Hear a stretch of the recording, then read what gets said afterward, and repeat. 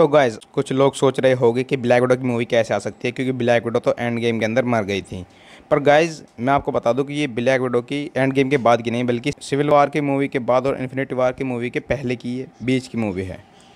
Hello guys, welcome to my YouTube channel amazing earn. तो guys यार अब आ गई है ब्लैक विडो की नई मूवी, तो करेंगे ब्लैक विडो की मूवी को एक्सप्लेन हिंदी में। तो चलो यार स्टार्ट करते हैं।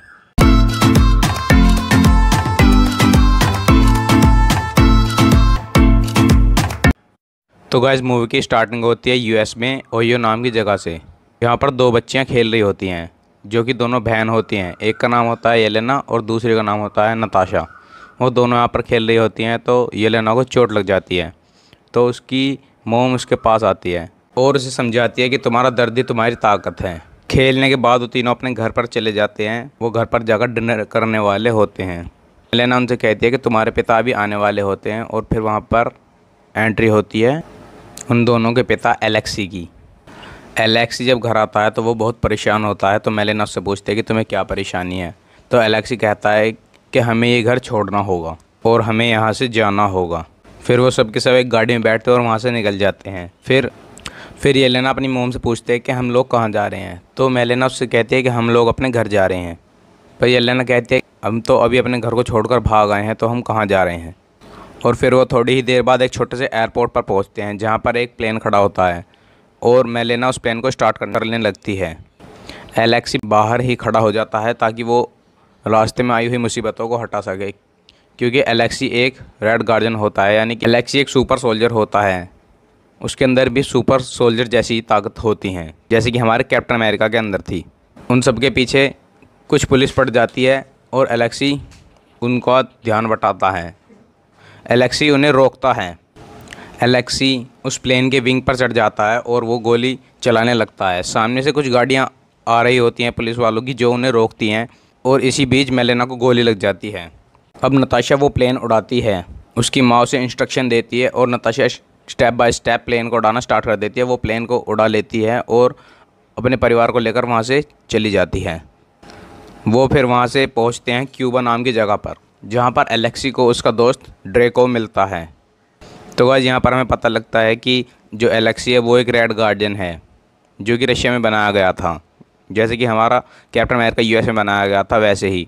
पर एलेक्सी कैप्टन अमेरिका की जितना पावरफुल नहीं होता है, और एलेक्सी हमेशा से ही कैप्टन अमेरिका को अपना अपोनेंट समझता है। ड्रेको एलेक्सी से कहता है कि अब वो टाइम आ गया है जब हमें इन दोनों बच्चों को ट्रेन करना होगा। उसके सोल्जर्स उन दोनों बच्चों को अपने साथ ले जाने लगते हैं, पर तभी वहाँ पर नताशा एक सोल्जर की गन छीनती है और उन्हें दूर हटाने लगती है और कहती है कि ये लेना तो अभी बच्ची है। फिर एलेक्सी नताशा को समझाता है कि ये तुम्हारा भविष्य है और वो उसे शांत करता है। अब वो दोनों बच्ची ड्रैको के हाथ लग गई थी। ड्रैको उन्हें नई नई स्किल सिखाता है, उन्हें धोखा देने की स्किल सिखाता है और उन्हें लड़ाई की स्किल सिखाता है, ताकि वो अपने दुश्मनों को उनके द्वारा मरवा सके। ड्रैको उनको ब्लैक विडो प्रोग्राम में शामिल करके उन्हें ब्लैक विडो बना देता है, और फिर ड्रैको के धीरे धीरे सभी दुश्मन ख़त्म होने लगते हैं। फिर स्टोरी दिखाई जाती है 21 साल बाद की टाइमलाइन की, जिसमें हमें दिखाया जाता है कि नताशा एक शीशे के सामने खड़ी होती है, जो कि सिविल वॉर के बाद का सीन होता है, जहाँ पर डायरेक्टर रोस नताशा के पीछे लगे होते हैं, क्योंकि नताशा ने उन्हें धोखा दिया था। सोकोविया के समझौते पर साइन करने के बाद भी उसने उन्हें धोखा दिया था, इसलिए वो उसे पकड़ रहे होते हैं। नताशा उन सबको अपने फ़ोन के कैमरे से देख रही होती है, और फिर वो डायरेक्टर रोज के पास कॉल करती है और उनसे कहती है कि आप लोग अपना वक्त ज़ाया कर रहे हैं, मैं आपके हाथ नहीं आने वाली। और जब वो लोग बाथरूम के अंदर जाते हैं तो उन्हें वहाँ पर एक ट्रैकर मिलता है, जो वहाँ पर नताशा ने ही रखा था, ताकि वो उन्हें भटका सकें। और उन्हें नताशा नहीं मिलती, क्योंकि नताशा तो होती है नॉर्वे में एक शिप के अंदर। फिर हमें दूसरी तरफ हमें दिखाया जाता है कि वहाँ पर कुछ ब्लैक विडो होती हैं जो अपने टारगेट के ऊपर निशाना साधे बैठी होती हैं, और वो एक लड़की होती है। फिर उस लड़की को पता चल जाता है और वो वहाँ से भागने लगती है, इसीलिए उसे पकड़ने के लिए उसके पीछे कुछ ब्लैक विडो आती हैं और उन दोनों में लड़ाई शुरू हो जाती है। पर वो दोनों ही लड़ने में माहिर होती हैं। पर फाइट होने के बाद वो लड़की एक सिंथेटिक ट्यूब को खोलकर दूसरी वाली ब्लैक विडो पर छिड़क देती है, जो कि येलेना होती है। और सिंथेटिक ट्यूब की वजह से येलेना के ऊपर जो कंट्रोल सिस्टम होते हैं वो सब हट जाते हैं और येलेना होश में आ जाती है, और उसे पता चल जाता है कि उसके जैसी बहुत सारी ब्लैक विडोज़ को ड्रैकोव कंट्रोल कर रहा होता है और उसके बाद सभी सिंथेटिक ट्यूब को लेकर वहाँ से चली जाती है और उन्हें किसी सेफ जगह पर रखने के बारे में सोचती है। दूसरी तरफ ड्रैकोव अपना एक हथियार इस्तेमाल करता है जो कि होता है टास्क मास्टर नाम का एक विलन इस मूवी के अंदर। दूसरी तरफ हमें दिखाया जाता है कि नताशा अपने घर जा रही होती है, मतलब कि एक जंगल के अंदर एक छोटा सा घर होता है, वहाँ पर जा रही होती है। वहाँ पर उसे अपना एक फ्रेंड मिलता है और वो नताशा को उसके डेबिट कार्ड, क्रेडिट कार्ड और बहुत सारे पासपोर्ट्स और आईडीज़ देता है ताकि नताशा दूसरी जगह पर जा सके। वो जाते जाते उससे कहता है कि तुम्हारे लिए एक पार्सल आया है। तो नताशा उससे पूछता है कि वो पार्सल कहाँ से आया और किसके लिए आया है, और वो उसे बताता है कि उस पार्सल के ऊपर बुडापेस्ट लिखा था। रात को नताशा बैठकर अपना डिनर कर रही होती है और तभी उसकी लाइट चली जाती है। तो वो बाहर आकर देखती है कि क्या प्रॉब्लम हुई है और वो चेक करती है कि उसके जनरेटर का पेट्रोल ख़त्म हो गया है। तो वो फिर पेट्रोल लेने के लिए चली जाती है शहर की तरफ। तो जब वो जा रही होती है, रास्ते में ब्रिज के ऊपर उसकी कार के ऊपर एक ज़ोरदार अटैक होता है और उसकी कार बहुत दूर जाकर गिरती है और वो अटैक टास्क मास्टर करता है और वहाँ पर उन दोनों के बीच फाइट शुरू हो जाती है। और नताशा को पता चलता है कि जिस मूव वो कर रही है वैसी ही मूव टास्क मास्टर भी कर रहा है, यानी कि वो उसकी मूव को सेम कॉपी कर पा रहा है। टास्क मास्टर उन सिंथेटिक ट्यूब्स के लिए वहाँ पर आता है। वो जैसे ही उन्हें लेने वाला होता है तो नताशा उसे खींचकर उन ट्यूब्स को ले लेती है और पानी में गिर जाती है और टास्क मास्टर के हाथ में कुछ भी नहीं लगता है। फिर नताशा वहाँ से जाती है बुडापेस्ट में, जहाँ पर उसे एड्रेस मिलता है और वो बुडापेस्ट में जाती है और उसे उनमें एक फ़ोटो भी मिलती है जो बचपन में उसकी बहन की और उसकी होती है। वो एक घर में पहुँचती है जहाँ पर पहुँचने पर उसे येलेना मिलती है, यानी कि उसकी बहन मिलती है। अब उन दोनों के बीच एक छोटी सी फाइट शुरू हो जाती है जिसमें वो एक जैसी ही स्किल्स का इस्तेमाल करती हैं, क्योंकि उन्होंने रेड रूम में एक साथ ही ट्रेनिंग ली थी। इसी वजह से वो दोनों एक जैसी ही स्किल्स का इस्तेमाल करती हैं। पर नताशा के पास थोड़ा ज़्यादा एक्सपीरियंस होता है जिससे वो उस फाइट में जीत जाती है। उसके बाद वो दोनों आपस में बात करने लगती हैं। अब नताशा येलेना से पूछती है कि उसने उसे वहाँ क्यों बुलाया है। तो वो उसे बताती है कि वो जो सिंथेटिक ट्यूब हैं उनसे वो उन सब ब्लैक विडो से कंट्रोल हटा सकते हैं जिनको ड्रैकोव ने कंट्रोल कर रखा है। वो ये बातें कर रही होती हैं कि तभी वहाँ पर कुछ ब्लैक विडो आ जाती हैं जो कि ड्रैकोव के कंट्रोल में होती हैं। वो उन पर हमला करने लगती हैं। नताशा और येलेना दोनों वहाँ से भागने लगती हैं और उनके पीछे एक ब्लैक विडो लग जाती है और वो ब्लैक विडो छत से नीचे गिर जाती है। फिर नताशा उसके पास में उसकी हेल्प करने की कोशिश करती है, पर ड्रैकोव उसके सारे सिस्टम को ब्लॉक कर उसे जान से मार देता है। इससे नताशा को ये तो पता चल गया था कि ड्रैकोव किसी भी ब्लैक विडो को यूज़ करके उसके काम ख़त्म होने के बाद उसे जान से ख़त्म कर सकता है। फिर वो दोनों वहाँ से भागने की कोशिश करने लगती हैं और वहाँ पर फिर टास्क मास्टर आ जाता है जो इनकी मुसीबतों को और बढ़ा देता है। और जब टास्क मास्टर ब्लैक विडो का पीछा कर रहा होता है तो वो अपने तीर से उनकी गाड़ी को ब्लास्ट कर देता है और उनकी गाड़ी जाकर गिरती है एक सबवे के अंदर। गाड़ी की पलटने की वजह से येलेना को चोट लग जाती है और उसका हाथ कट जाता है और फिर वो उस गाड़ी से निकलकर वहाँ से भागने लगती हैं। टास्क मास्टर येलेना की खून की बूंदों का पीछा करते करते वहाँ एक टनल के पास तक चला जाता है और वो उसको धोखा देकर कहीं और छिप जाती हैं। फिर वो दोनों वहाँ से निकलकर चली जाती हैं और वो किसी सेफ जगह पर पहुँच जाती हैं। सेफ जगह पर पहुँचने के बाद नताशा येलेना की चोट पर पट्टी बांध देती है। उसके बाद वो दोनों अपने बीते कल की बात करने लगते हैं। फिर वो सोचती हैं उन्हें उनका मिशन पूरा करने के लिए एक पार्टनर की और जरूरत पड़ेगी जो कि कोई दमदार पार्टनर हो। इसलिए उन्हें याद आता है कि उनके पिता भी रेड गार्डियन थे, तो उन्हें लगा कि उन्हें उनके पिता की मदद लेनी चाहिए। तो वो अपने पिता को निकालने के बारे में सोचती हैं। जब वो जा रही होती हैं अपनी कार लेकर तो येलेना अपनी एक जैकेट की तारीफ़ करती है जो कि कहती है कि इसमें बहुत डबल जैकेट है जिसमें बहुत सारा सामान रखा जा सकता है। गाइस, इस जैकेट को आपने देखा होगा, ये जैकेट ब्लैक विडो के पास होती है जो कि ब्लैक विडो इसे इन्फिनिटी वॉर और एंड गेम में पहनकर रखती है। नताशा येलेना को लेकर अपने पुराने उसी जंगल वाले घर में जाती है जहाँ पर मिशन उनका इंतज़ार कर रहा होता है। मिशन के पास कम पैसे होते हैं और कम समय होता है जिस वजह से वो एक खटारा सा हेलीकॉप्टर ही उनके लिए ला पाता है। फिर उसके बाद इस मूवी में जेल का सीन दिखाया जाता है जहाँ पर रेड गार्डियन यानी कि एलेक्सी ब्लैक विडो के पिता जेल के अंदर बैठे होते हैं और वो वहाँ पर लोगों से पंजे लड़ा रहे होते हैं। रेड गार्डियन है जिन्होंने सुपर सोल्जर सीरम पिया हुआ है, जिनके पास सुपर सोल्जर सीरम की ताकत है, तो वो तो किसी से हारने वाले थे नहीं, तो वो वहाँ पर पंजे लड़ाते हुए सबका हाथ तोड़ रहे थे। जेल के पुलिस वाले एलेक्सी को बुलाते हैं और उससे कहते हैं कि तुम्हारे लिए एक पार्सल आया है। जब एलेक्सी को वो पार्सल देते हैं तो उस पार्सल के अंदर एलेक्सी का ही एक छोटा सा टॉय होता है जो रेड गार्डियन की तरह ही दिखता है। वो उस टॉय को चलाने की कोशिश करता है और पीछे जो है उसमें एक डोर होती है उसे खींचता है। जब उस डोर को खींचता है तो उसमें एक गाना बजने लगता है और उसकी गर्दन अपना आप ही निकल कर बाहर आ जाती है। रेड गार्डियन उसकी गर्दन को देखता है तो उसकी गर्दन के अंदर एक ट्रांसमीटर होता है जिसे वो अपने कान में लगा लेता है। वो जैसे ही उस ट्रांसमीटर को अपने कान के अंदर लगाता है तो उसमें से नताशा की आवाज़ आती है और वो बोलती है कि यहाँ से निकलने का टाइम आ गया। नताशा उसको इंस्ट्रक्शन देने लगती है और वो सारे इंस्ट्रक्शन नताशा के कहे मुताबिक फॉलो करने लगता है। के पीछे बहुत सारी पुलिस पड़ जाती है जो उसे रोकने लगती है, पर वो तो सुपर सोल्जर होता है इसलिए वो सबको मारकर बंद कर वहीं से और वहाँ से निकल जाता है। अब एलेक्सी जेल से बाहर तो आ जाता है पर ऊपर हेलीकॉप्टर के पास पहुँचने के लिए उसे ऊपर चढ़ना होता है और इतनी देर में ही पुलिस वाले आकर उस पर हमला करने लगते हैं, पर उस पर कोई असर नहीं पड़ता और वो ऊपर चढ़ने लगता है। वो जैसे ऊपर चढ़ रहा होता है एक पुलिस वाला ऊपर से आकर उसे इलेक्ट्रिक शॉक देता है जिससे वो नीचे गिर जाता है। अब नताशा येलेना से कहती है कि तुम हेलीकॉप्टर मारो और नताशा अब अपने पिता को बचाने के लिए नीचे उतरकर उन पुलिस वालों को मारने लगती है।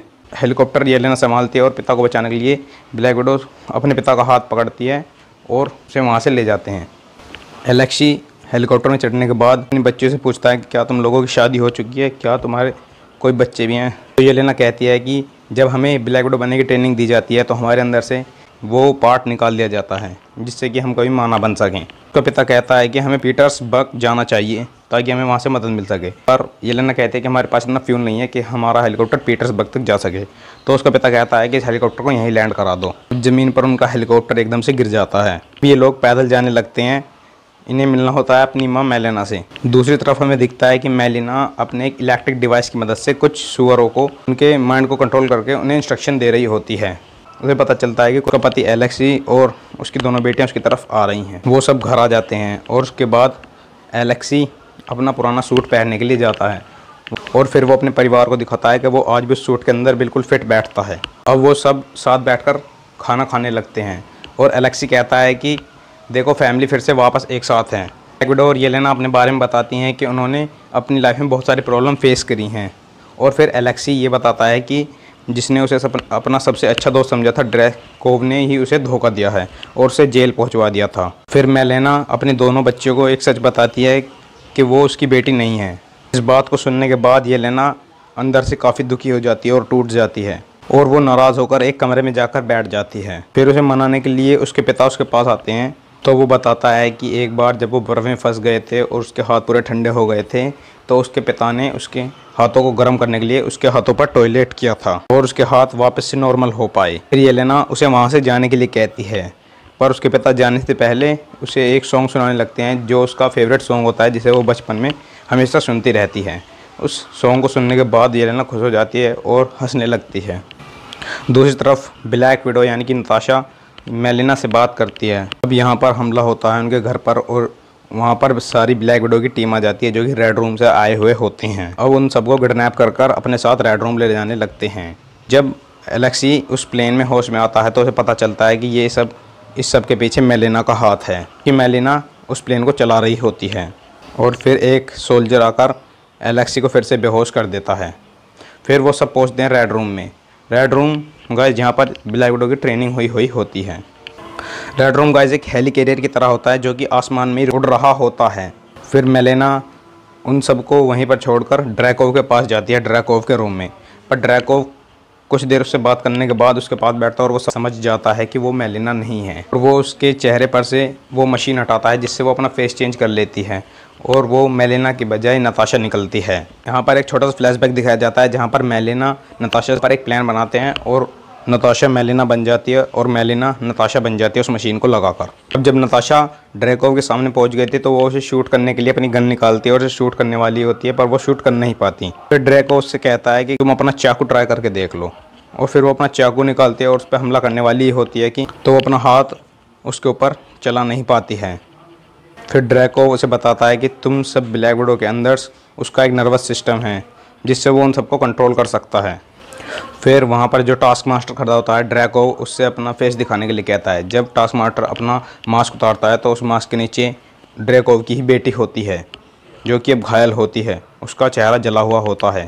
ये नताशा के पास्ट की बात होती है जब नताशा रेड रूम को धोखा देकर ड्रैकोव को मारने वाली होती है। उसने एक ड्रैकोव की मीटिंग के अंदर एक बॉम्ब लगा दिया था जिससे वहाँ पर ब्लास्ट हुआ और अब नताशा को पता लगता है कि जो उसने बम ब्लास्ट किया था उसमें जो घायल हुए थे उसमें एंटोनिया भी थी, एक जो कि ड्रैकोव की छोटी बेटी थी, और उस ब्लास्ट में ड्रैकोव भी नहीं मारा था। और ड्रैकोव ने बचने के बाद ही अपनी छोटी बेटी एंटोनी की गर्दन के पीछे एक चिप लगा दी थी, जिससे वो सामने वाले आदमी की मूव कॉपी कर सकती थी और ताकतवर बन सकती थी। अब एलेक्सी वहाँ एक गिलास के जेल में बंद हुआ होता है, वो वहाँ से निकलने की कोशिश करता है। फिर वहाँ पर नताशा उस गेट को खोलकर उसे निकाल देती है। तो वो उससे पूछता है कि तुमने कैसे किया। तो वो कहती है कि सब मेरे हाथों ही तो बनाए गए थे। फिर वो अपने से वो मशीन हटाती है और उसे दिखाती है कि वो मेलिना होती है। मेलिना एलेक्सी को अपना प्लान बताती है। दूसरी तरफ येलेना को दिखाया जाता है। येलेना के ब्रेन को कट करके उसके ब्रेन में भी कुछ डालने वाले होते हैं। अब मेलिना एक रूम के अंदर चली जाती है जहाँ से वो हेलीकैरियर कंट्रोल हो रहा होता है। वहाँ से उसे वो नीचे गिराने के लिए कोशिश करने लगती है, पर ड्रैकोव को पता चल जाता है और वहाँ वो सारे गेट बंद कर देता है, जो कि मेलिना की एक चाल होती है। और फिर वो एक टनल के अंदर से वहाँ से निकलकर और दूसरी तरफ से बाहर निकल जाती है।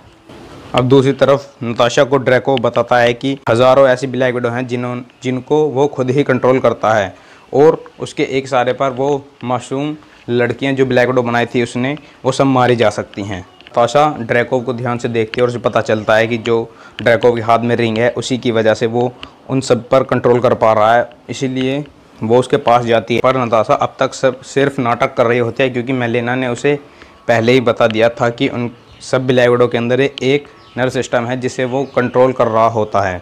और ब्लैक विडो फिर अपना असली रूप सामने लाती है, यानी कि नताशा अपना असली रूप सामने लाती है और अपना सिर ज़ोर से उसकी टेबल पर पटक कर मारती है, और नर्वस सिस्टम टूट जाने की वजह से फिर वो उसे बहुत मारती है। दूसरी तरफ टास्क मास्टर और एलेक्सी के बीच फाइट हो रही होती है, जहाँ पर एलेक्सी टास्क मास्टर से पिट रहा होता है। दूसरी तरफ जो मेलिना होती है वो उस हेलीकैरियर के एक पंखे को तोड़ देती है, जिस वजह से एक हेलीकैरियर का एक पंखा नीचे गिर जाता है और हेलीकैरियर का बैलेंस बिगड़ जाता है। और रेड अलर्ट सुनकर जो सारी ब्लैक विडो उस रेड रूम के अंदर ट्रेनिंग ले रही होती हैं, वो सब के सब वहाँ से निकलकर वहाँ आने लगती है जहाँ पर ड्रैकोव होता है। येलेना वो रेड रूम के अंदर जाती है। रेड रूम के अंदर उसे कोई नहीं मिलता है। फिर वो वहाँ से एक बॉम्ब उठा लेती है, इसमें वो सारे के सारे और सिंथेटिक ट्यूब उस बॉम्ब के चारों तरफ लपेट लेती है और उसे बांध लेती है। अब येलेना जाती है ड्रैकोव के रूम की तरफ, यानी कि जहाँ पर नताशा होती है उस तरफ जाती है। ड्रैकोव वहाँ से बचकर निकल जाता है और उन सारी ब्लैक विडो जो उसके कंट्रोल में होती हैं उन सबको ऑर्डर दे देता है कि नताशा को ख़त्म कर दो। फिर नताशा उन सबसे कहती है कि मैं तुम्हें मारना नहीं चाहती, पर वो सब उस पर अटैक करने लगती हैं क्योंकि वो सब ड्रैकोव के कंट्रोल में होती हैं। अब नताशा भी उनसे बचने के लिए अपना डिफेंस करती है और उन सब पर अटैक करने लगती है, और वो अकेली उन सब ब्लैक विडोज से लड़ती है। और ये एक बहुत ही परफेक्ट एक्शन सीन था इस मूवी के अंदर। अब गाइस ब्लैक विडो ज़्यादा होने की वजह से वो सब नताशा को पकड़ लेती हैं और उसे मारने लगती हैं। फिर तभी वहाँ पर येलेना आ जाती है और येलेना वहाँ पर वो बॉम्ब फोड़ देती है जिसमें उसने सारी सिंथेटिक ट्यूब बांध रखी थी। अब सारी सिंथेटिक ट्यूब फट जाती हैं और उन सब ब्लैक विडो के ऊपर गिर जाती हैं, जिससे वो सब ब्लैक विडो होश में आ जाती हैं और ड्रैकोव के कंट्रोल से बाहर हो जाती हैं। अब हेलीकैरियर धीरे धीरे तबाह हो रहा था और ब्लास्ट होने शुरू हो गए थे, तो इसलिए वो सब वहाँ से भागने लगते हैं। तभी नताशा एक फ्लॉपी डिस्क लेती है। उसने पहले ही ड्रैकोव की रिंग उसके हाथ से निकाल लेती है और अब वो उस डाटा को एक फ्लॉपी में कॉपी करने लगती है। दूसरी तरफ एलेक्सी और मेलिना दोनों प्लेन में आ जाते हैं जो कि वहाँ से निकलने वाले होते हैं, पर वो वहाँ से निकलते नहीं हैं क्योंकि उन्हें पता होता है कि उनकी दोनों बच्चियाँ भी वो हेलीकैरियर के अंदर फंसी हुई होती हैं, पर उनका प्लेन वहाँ से नीचे गिर जाता है क्योंकि हेलीकैरियर टूटने वाला होता है। और दूसरी तरफ ड्रैकोव भी एक प्लेन में बैठकर वहाँ से निकलने की कोशिश करने वाला होता है, पर वहाँ पर येलेना आ जाती है। येलेना उसके फ्लाइंग के विंग पर चढ़कर वहाँ पर जो एक पंखा होता है उसके अंदर इलेक्ट्रिक स्टिक ले रही होती है, जो वहाँ पर उसे घुसा देती है और जिससे वहाँ पर एक ब्लास्ट हो जाता है और वो सब नीचे गिरने लगते हैं। नताशा ये सब देखती है और नताशा भी एक पैराशूट लेकर उसके पीछे पीछे नीचे कूद जाती है और वो उसे पैराशूट वाला बैग पहना देती है और उसका पैराशूट खोल देती है। अब यहाँ पर हमें उसकी तरफ टास्क मास्टर आता हुआ दिखाई देता है, जो कि अभी जिंदा था, जिसे नताशा ने ही बाहर निकाला था। वो अब भी ड्रैकोव के कंट्रोल में होती है और उस पर अटैक करने वाली होती है। फिर नताशा येलेना को छोड़ देती है और येलेना दूर चली जाती है और नताशा और टास्क मास्टर में लड़ाई शुरू हो जाती है। फिर वो आसमान में उसका पैराशूट खोल देती है जो कि टास्क मास्टर के पास होता है और वो ज़मीन पर आराम से लैंड कर जाते हैं। उसके बाद ज़मीन पर आने के बाद भी उनमें लड़ाई बंद नहीं होती है और फिर से टास्क मास्टर उसके साथ लड़ाई शुरू कर देता है। पर वहाँ पर नताशा के पास एक सिंथेटिक ट्यूब होता है जिससे कि वो उसके चेहरे उसके मास्क को हटाकर उसके मुंह पे ब्लास्ट कर देती है, जिससे वो ड्रैको के कंट्रोल से बाहर आ जाती है। और फिर नताशा उठकर अपनी बहन येलेना के पास जाती है और उसे देखती है। येलेना होश में आ जाती है और वो ठीक होती है। फिर थोड़ी देर बाद वहाँ पर एलेक्सी और मेलेना भी आ जाते हैं। फिर नताशा अपनी बहन येलेना को उठाती है और वो उसे एक सिंथेटिक ट्यूब देती है और वो उससे कहती है कि तुम इस सिंथेटिक ट्यूब का फॉर्मूला कॉपी करके इससे बहुत सारी सिंथेटिक ट्यूब बनाओ, जिससे कि वर्ल्ड में जितनी भी ब्लैक विडो ड्रैको के कंट्रोल में थी वो सब बाहर आ सकें। और फिर हमें पीछे से बहुत सारी गाड़ी आती हुई दिखाई देती हैं, जो कि लास्ट सीन होता है, जिसमें दिखाया जाता है कि जनरल रोज़ नताशा रोमानोफ को पकड़ने के लिए आ रहा होता है। और फिर हमें सीन दिखाया जाता है 2 वीक्स बाद का, जिसमें नताशा ने अब अपने बालों को कलर कर लिया है, जो कि वाइट कलर के हो गए हैं। और उसके पास वो जैकेट होती है जो येलेना उसे देती है। और नताशा वापस से अपने उस जंगल वाले घर में आती है, जहाँ पर उसका दोस्त मिशन होता है। और वो उसे एक प्लेन देता है जो कि क्वीनजेट होता है। वो उस प्लेन को उसके लिए लाता है और वो उससे कहता है कि जब मेरे पास पैसा और समय होता है तो मैं ऐसे काम भी कर सकता हूँ। और यहाँ पर इस मूवी की स्टोरी ख़त्म हो जाती है। पर इस मूवी ख़त्म होने के बाद इसमें एक एंड क्रेडिट सीन भी दिखाया जाता है, जिसमें दिखाया जाता है कि एंड गेम के बाद नताशा मर गई है और वहाँ पर उसकी बहन येलेना रो रही होती है। और फिर येलेना के पास एक लेडी आकर खड़ी होती है, जिसका नाम होता है वैलेंटीना, जैसा कि। और गाइज, अगर आपने the falcon and the winter soldier movie web series देखी हो तो उसके अंदर भी हमें लास्ट एपिसोड में ये लेडी दिखाई देती है, जो कि जॉन वॉकर को कैप्टन अमेरिका का नया एक ब्लैक कलर का सूट देती है। और वो येलेना को एक फ़ोटो देती है और कहती है कि यही तुम्हारी बहन की मौत का कारण है। जो फ़ोटो होती है वो होती है क्लिंट बार्टन की। और इसी के साथ यहाँ पर इस मूवी का एंड क्रेडिट सीन भी ख़त्म हो जाता है।